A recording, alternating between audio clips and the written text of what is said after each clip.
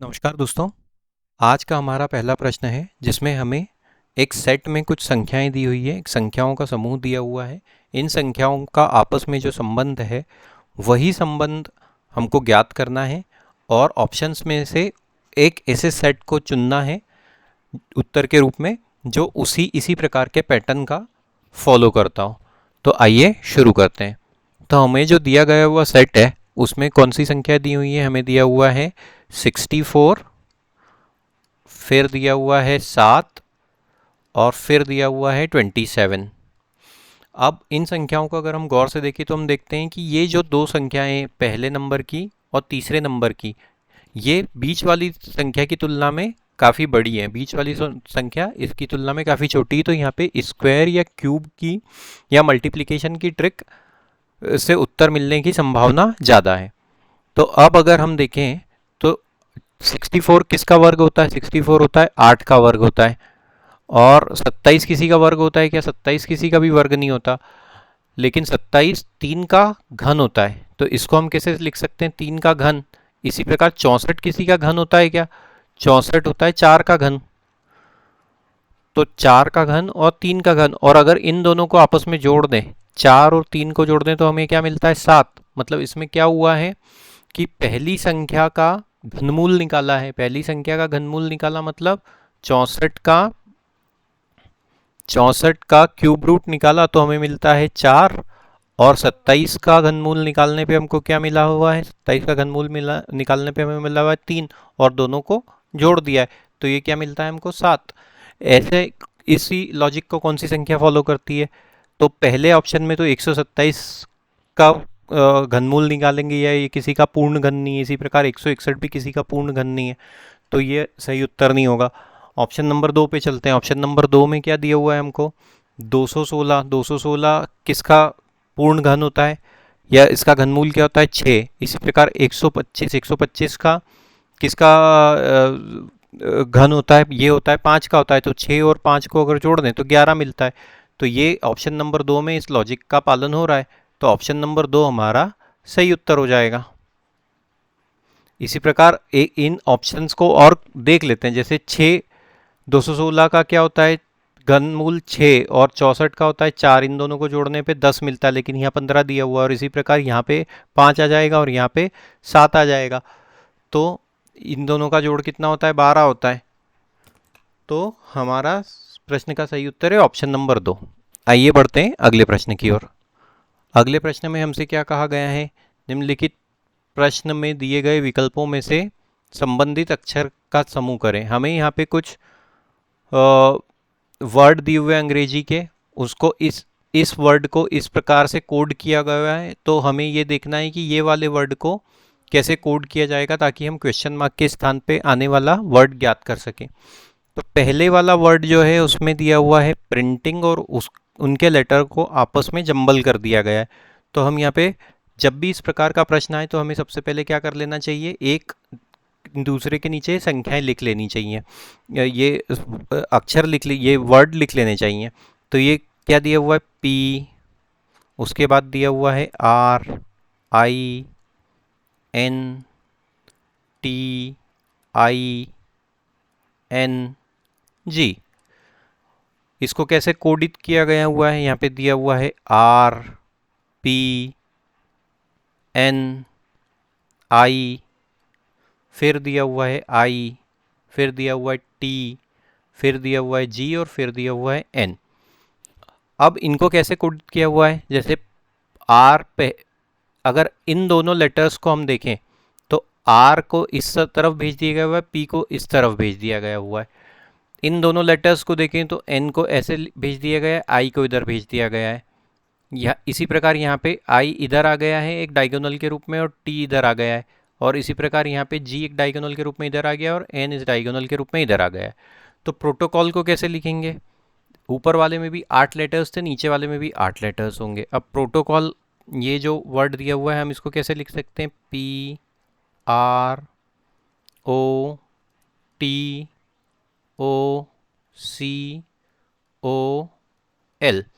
दो दो का समूह बना लेते हैं। ये दो, ये दो, ये दो, ये दो।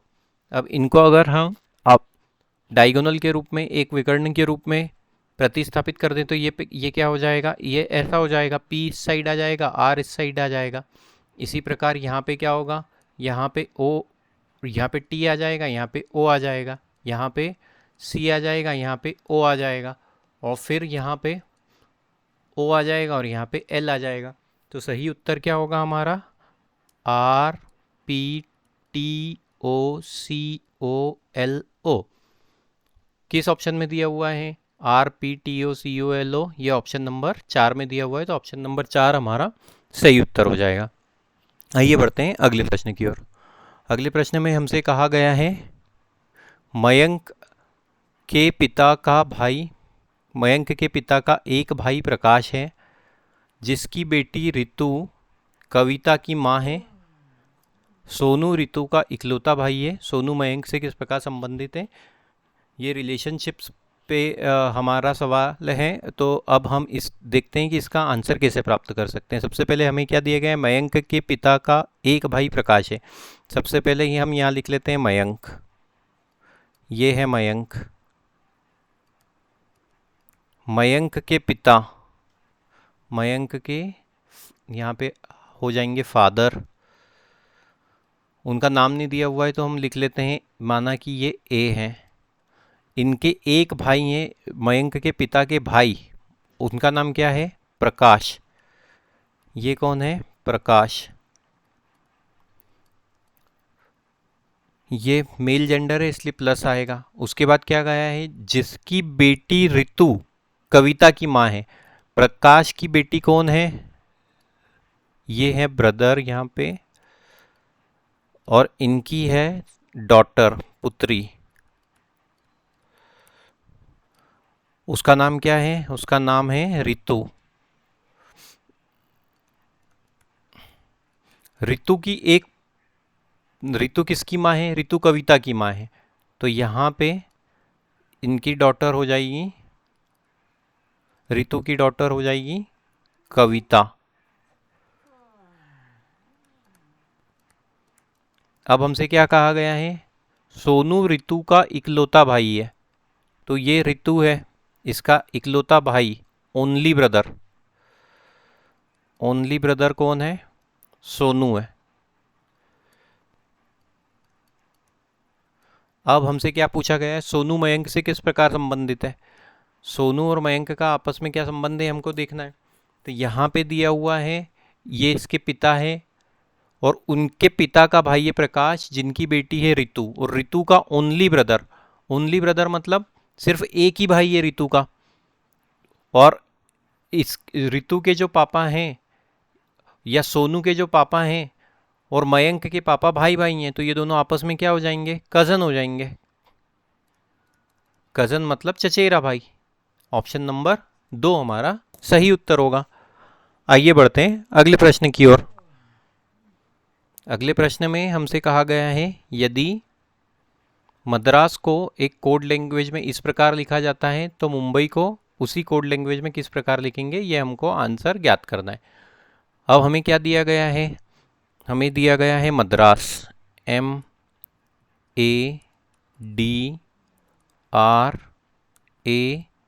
MADRAS। इसमें कितने लेटर्स हैं, 1 2 3 4 5 6। अब कोड लैंग्वेज में इसको कैसे लिखा गया है, DAMSAR।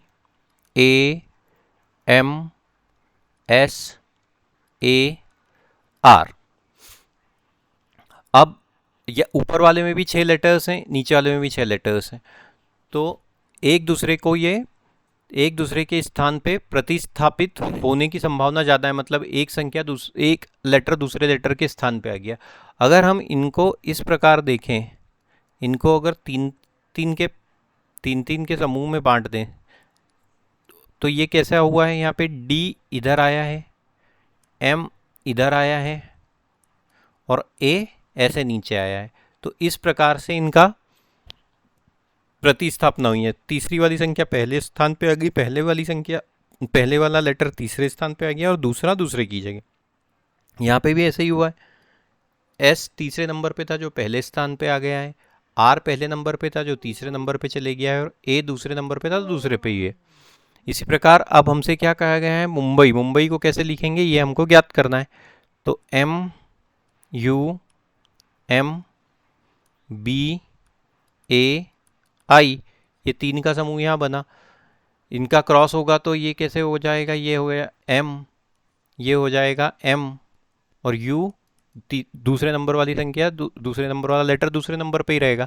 इसी प्रकार आई पहले नंबर पे आ जाएगा, आई बी आखिरी लेटर बन जाएगा और ए पहला लेटर बन जाएगा। तो क्या उत्तर होगा हमारा, M U M I A B. M U M I A B कौन से ऑप्शन में दिया हुआ है, ये चौथे ऑप्शन में दिया हुआ है। तो ऑप्शन नंबर 4 हमारा सही उत्तर हो जाएगा। आइए बढ़ते हैं अगले प्रश्न की ओर। अगले प्रश्न में हमसे कहा गया है कि अमित की वर्तमान आयु उसकी बहन की शादी के समय की आयु की 5/4 है। यदि उसकी बहन की शादी 5 वर्ष पहले हुई थी और उस समय उसके पिता की उम्र अमित की उम्र से दोगुनी थी, तो उसके पिता की वर्तमान आयु वर्षों में क्या है, ये हमको ज्ञात करना है। हमसे प्रश्न में क्या कहा गया है, सबसे पहले हम ये देखते हैं। अमित की वर्तमान आयु उसकी बहन की शादी के समय की आयु का 5/4 है। तो माना अमित की वर्तमान आयु x वर्ष है, माना अमित की वर्तमान आयु है, आयु बराबर x वर्ष है।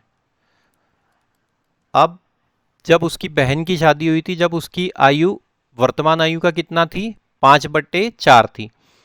तो यदि उसकी बहन की शादी 5 वर्ष पहले हुई थी, तो 5 वर्ष पहले उसकी बहन की शादी हुई थी, तो 5 वर्ष पहले अमित की आयु कितनी हो जाएगी, 5 वर्ष पूर्व में अमित की आयु कितनी हो जाएगी, वर्तमान आयु में से 5 वर्ष कम, वर्तमान आयु है x वर्ष, तो कितनी आयु हो जाएगी वो x - 5 वर्ष। अब हमें क्या कहा गया है पहले सेंटेंस में, अमित की वर्तमान आयु बहन की शादी के समय उसकी आयु का 5/4 थी, तो वर्तमान आयु है x, और बहन की शादी मतलब 5 साल पहले उसकी आयु कितनी थी, x - 5। तो वर्तमान आयु कितनी है, वर्तमान आयु x, 5 वर्ष पहले जो उसकी आयु थी उसका 5/4 है, 5/4 गुणित x - 5। बस इस समीकरण को हमको हल करना है। तो ये 4 इधर आ जाएगा, तो ये क्या हो जाएगा, 4x बराबर 5x - 25। तो ये क्या हो जाएगा, 4x को इधर ले आते हैं तो ये हो जाएगा x, और इधर -25 है तो ये 25 इधर प्लस का हो जाएगा, मतलब x बराबर 25। तो अमित की वर्तमान आयु कितनी है, 25 वर्ष है। 5 वर्ष पूर्व उसकी आयु कितनी थी, x - 5, मतलब 25 - 5 तो कितना हो जाएगा ये 20 वर्ष। 5 वर्ष उसकी आयु 20 वर्ष थी। अब हमसे क्या कहा गया है, उसकी बहन की शादी के 5 वर्ष पहले हुई थी और उस समय, आज से 5 साल पहले उसकी आयु, उस समय उसके पिता की उम्र अमित की उम्र से दुगनी थी। मतलब आज से 5 साल पहले जब अमित की उम्र कितनी थी, 20 वर्ष थी, तो पिता की आयु कितनी थी, इससे दुगनी, 20 वर्ष का दुगना कितना हो जाएगा, 40 वर्ष। और अब हमसे क्या पूछा, ये किसकी उम्र हो गई, फादर की, आज से 5 साल पहले, और अमित की आज से 5 साल पहले कितनी उम्र थी, 20 वर्ष। अब हमसे क्या पूछा गया है, तो पिता की वर्तमान आयु क्या है, पिता की 5 साल पहले आयु थी 40, तो इस अभी कितनी हो जाएगी, 40 + 5 45 वर्ष। ऑप्शन नंबर 2 हमारा सही उत्तर हो जाएगा। काफ़ी अच्छा सवाल था, ये इम्पॉर्टेंट सवाल था। इस प्रकार के सवाल आजकल परीक्षा में काफ़ी ज़्यादा पूछे जा रहे हैं। उम्मीद करते हैं दोस्तों आपको आज का हमारा ये वीडियो और इसमें दिए हुए क्वेश्चंस पसंद आ रहे हैं। इसी प्रकार के वीडियो और जानकारी हमेशा पाने के लिए हमारे चैनल से जुड़े रहें, हमारे चैनल को सब्सक्राइब करिए और अधिक से अधिक मात्रा में इस वीडियो को शेयर कीजिए। आइए बढ़ते हैं अगले प्रश्न की ओर। अगले प्रश्न में हमसे क्या कहा गया है, 2 स्टेशनों ए और बीच की दूरी 800 किलोमीटर है। एक ट्रेन एक्स स्टेशन ए से शुरू होती है और 40 किलोमीटर प्रति घंटा की गति से बी की ओर चलती है। वहीं दूसरी ट्रेन वाई स्टेशन बी से शुरू होती है और 60 किलोमीटर प्रति घंटा की गति से ए की ओर बढ़ती है, वे ए से कितनी दूर एक दूसरे को पार करेंगी, ये हमको ज्ञात करना है। दो स्टेशन हैं, हमसे प्रश्न में कहा गया है ए और बी। मान लेते हैं ये पहला स्टेशन है ए और ये दूसरा स्टेशन है बी। इनके बीच की दूरी कितनी है? इनके बीच की दूरी है 800 किलोमीटर। ए से बी तक की दूरी कितनी है? 800 किलोमीटर। 800 किलोमीटर। एक ट्रेन एक्स स्टेशन ए से शुरू होती है, तो यहाँ से कौन सी ट्रेन शुरू हो रही है? एक्स। और बी से कौन सी ट्रेन शुरू हो रही है? वाई। अब स्टेशन ए से एक ट्रेन एक्स शुरू होती है और 40 किलोमीटर प्रति घंटा की स्पीड से बी की ओर चलती है। ये ट्रेन की गति कितनी है? इस ट्रेन की गति है 40 किलोमीटर प्रति घंटा और ये किधर चलती है? ये स्टेशन बी की ओर चलती है। इसी प्रकार दूसरी ट्रेन वाई, मतलब ये वाली ट्रेन बी से शुरू होती है और 60 किलोमीटर प्रति घंटा की स्पीड से ए की ओर बढ़ती है। इसकी गति कितनी है? 60 किलोमीटर प्रति घंटा और ये बी की ओर इस दिशा में चलती है, मतलब दोनों एक दूसरे की तरफ चल रही हैं। तो रिलेटिव स्पीड का हमारा फॉर्मूला क्या होता है? जब दो वस्तुएं एक दूसरे की तरफ चल रही होती हैं तो उन दोनों की रिलेटिव स्पीड क्या हो जाती है? उन दोनों की कॉमन स्पीड क्या हो जाती है? उन दोनों की इंडिविजुअल स्पीड को जोड़ दिया जाता है। उन दोनों की जो स्पीड है उसको जोड़ दिया जाता है। तो रिलेटिव स्पीड कितनी हो जाएगी? एक ट्रेन 60 किलोमीटर प्रति घंटा से चल रही है, एक 40 किलोमीटर प्रति घंटा से चल रही है, तो कितना हो जाएगा? दोनों का योग 60, 40 धन 60, तो दोनों ट्रेनों की स्पीड कितनी हो जाएगी? 100 किलोमीटर प्रति घंटा। अब हमसे क्या कहा गया है? हम जानते हैं कि फॉर्मूला क्या होता है हमारा? चाल बराबर दूरी बटे समय। अब हमको यहाँ पे दूरी भी दी हुई है, चाल भी दी हुई है, तो समय कितना हो जाएगा? समय बराबर दूरी बटे चाल। तो ये क्या हो जाएगा? दूरी है 800 किलोमीटर और चाल कितनी है? 100 किलोमीटर। तो ये कितना हो जाएगा? ये 800 किलोमीटर और ये है 100 किलोमीटर पर आवर। तो समय कितना हो जाएगा? 8 घंटे। इस दूरी को दोनों ट्रेन को तय करने में कितना टाइम लगेगा? 8 आवर्स लगेंगे, 8 घंटे लगेंगे।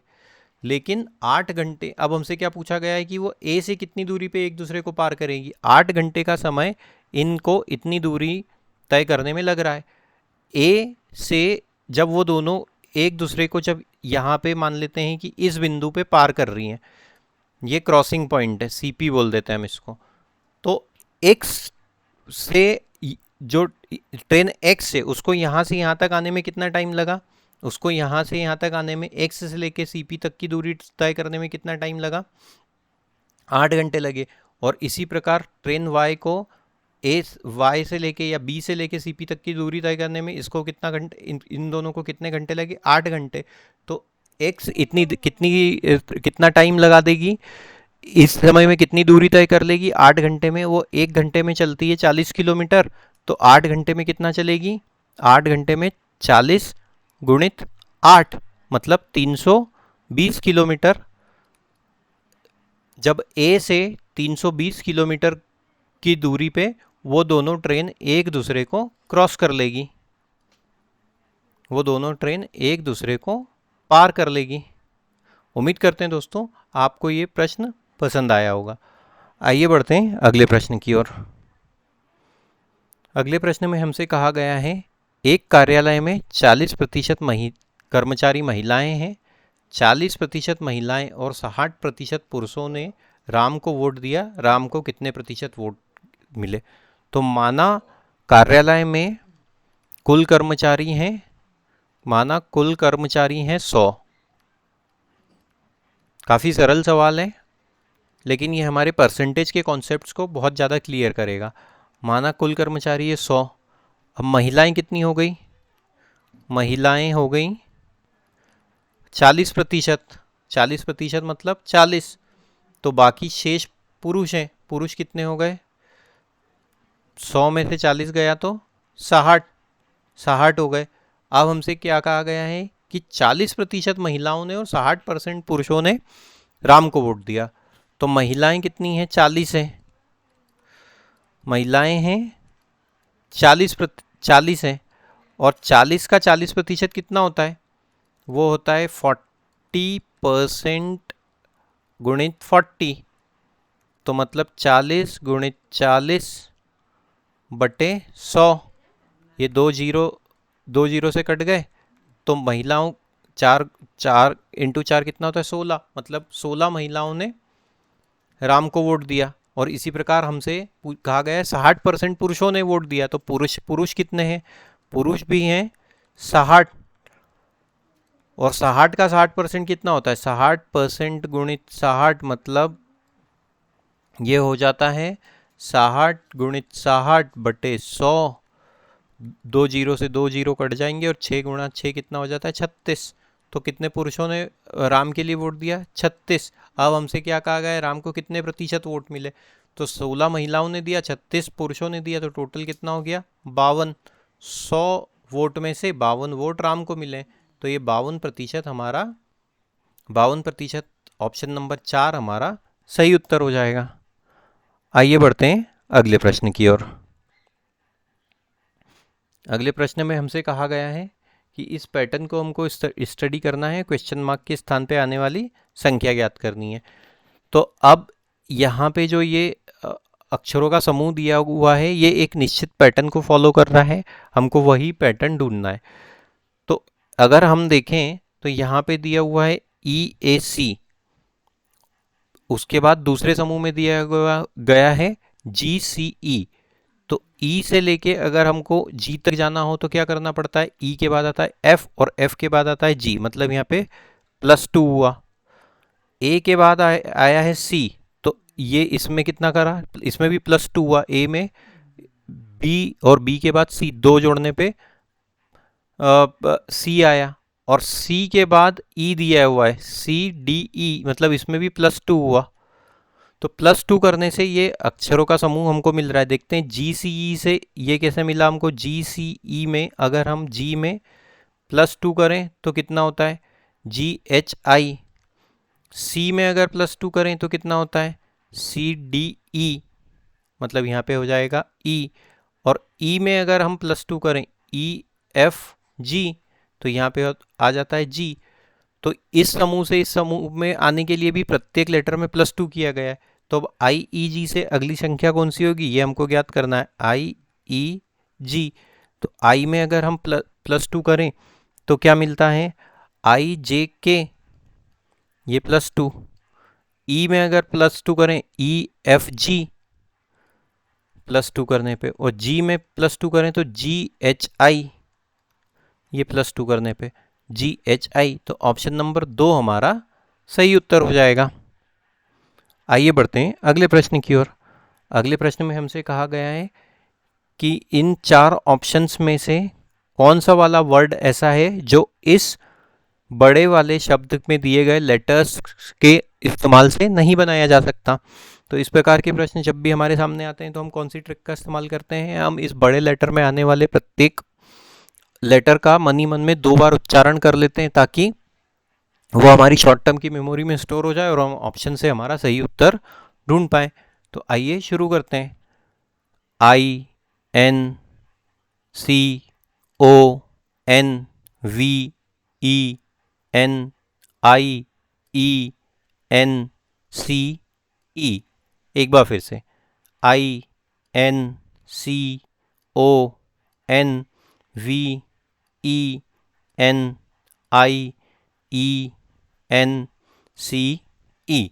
ऑप्शंस पे चलते हैं। CONVINCE, ये सभी लेटर्स हमने अभी उच्चारित किए थे। फिर है CONVENE, ये सभी लेटर्स भी अभी हमने उच्चारित किए थे। फिर है CONS हमने एक बार भी नहीं बोला था। तो ऑप्शन नंबर 3 हमारा सही उत्तर हो जाएगा। ऑप्शन नंबर 3 में दिया गया शब्द है कॉन्साइंस। ये हम इस ऑप्शन से इस वर्ड में दिए गए लेटर्स से नहीं बना सकते। आइए बढ़ते हैं अगले प्रश्न की ओर। अगले प्रश्न में हमें एक श्रृंखला का सवाल दिया गया है जिसमें हमें क्वेश्चन मार्क के स्थान पे आने वाली संख्या ज्ञात करनी है। इस श्रृंखला को अगर हम ध्यान से देखें तो संख्याएं काफ़ी ज़्यादा तेज़ी से छोटी हो रही हैं। यहाँ पहले दिया हुआ है 964, फिर है क्वेश्चन मार्क, फिर है 241, फिर है 120.5, फिर है 60.25। तो जब भी ऐसा हो कि संख्याएं एकदम से काफ़ी बड़ी या काफ़ी छोटी हों तो मल्टीप्लिकेशन या डिवीज़न या स्क्वायर या क्यूब से हमें ऑप्शन से उत्तर ढूंढने में आसानी होती है। तो देखते हैं यहाँ पे किस चीज़ का पालन हो रहा है। अब अगर हम 241 से 120.5 लाना चाहें तो ये कैसे आता है? अगर हमने इसमें 2 से भाग दे दिया, मतलब डिवाइड बाय 2 कर दिया। 241 का आधा कितना होता है? 240 का आधा होता है 20 और 1 का आधा होता है 0.5।